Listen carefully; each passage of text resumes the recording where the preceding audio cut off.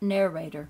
In the Bible, Luke 22:10, Jesus says to his disciples, "As you enter the city, a man carrying a jar of water will meet you. Follow him to the house that he enters." This passage clearly forecasts the transition between the age of fishing men, the age of Pisces, to the age of the water carrier, the age of Aquarius. The age of Pisces characterized itself for the need of having guided groups by a person who knew or understood the path. Today, during the transition, many are expecting a Messiah to come, someone to guide them.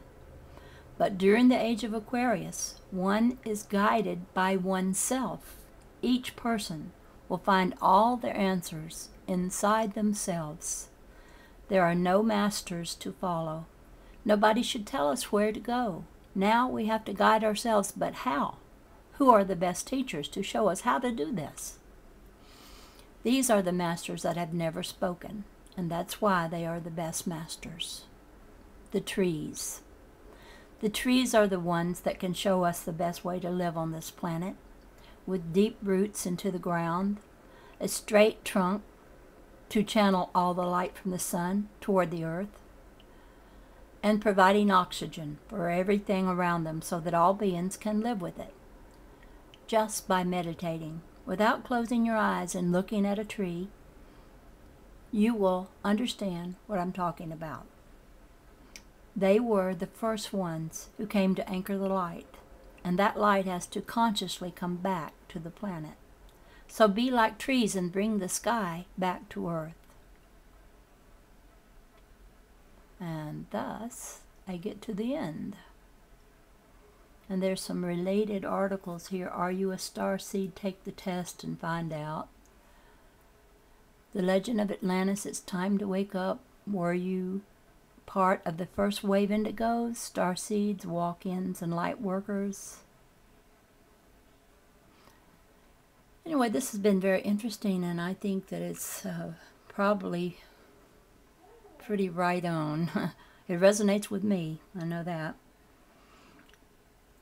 Some things I haven't considered, but now I'm considering them, and I'm thinking, yes, maybe it is an individual thing. We won't form groups, but it will be a personal inner experience, different for every person. And according to how they interpret reality, they might call it bad or good. But I plan, this is my plan. People might think there's going to be a tribulation, but what I see is a jubilation. And I would much rather jubilate than tribulate. And I hope everybody else out there wants to jubilate too instead of tribulate. And I also want to mention this. I was explaining to my son the other day, who is very much into capitalism, and he calls himself an extreme capitalist. But I was trying to explain to him on Facebook that it's not good for all of the resources and wealth to be in the hands of just a few. And I was explaining that in the year of Jubilee, that sounds a whole lot like jubilation, doesn't it? In the Old Testament, when it was talking about the Hebrew children, they had a year called the year of Jubilee. I think it was every 50 years. And when that came around, every bit of the land you possessed that you had bought from another returned to that other or their descendants. So no one could possess for any longer than 50 years the possessions of other people and accumulate it, because it would go back to the descendants. And I thought, that's a very good way. And also was reminding him that socialism, if people think that's so terrible, well, they should think about that day of Pentecost, when all the people made everything common, and they all sold what they had and gave to each according to what they needed. And that was a kind of socialism, or something that people fear is having to share. And it seems like we're living in an age where the rich are really getting to be scared that they're going to have to share the wealth.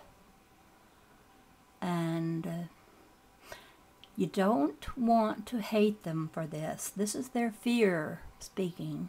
And you don't want to hate them for it, because it won't do you any good. And it won't help them to change. Only if you love them through this kind of desperation they're going through, thinking they must acquire everything and then even make the poor even poorer, because they have a emptiness that they can't fill, and they just keep wanting more and more. But more and more is never going to be enough for them. They want power, they want money, they want everything, and they don't even know why they want it. They don't even know that they're trying to fill a hole that is bottomless, that they can't fill that way.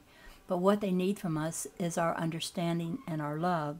But at the same time, we have to not want to help them acquire everything for themselves and pass the laws that would keep them from being able to do that.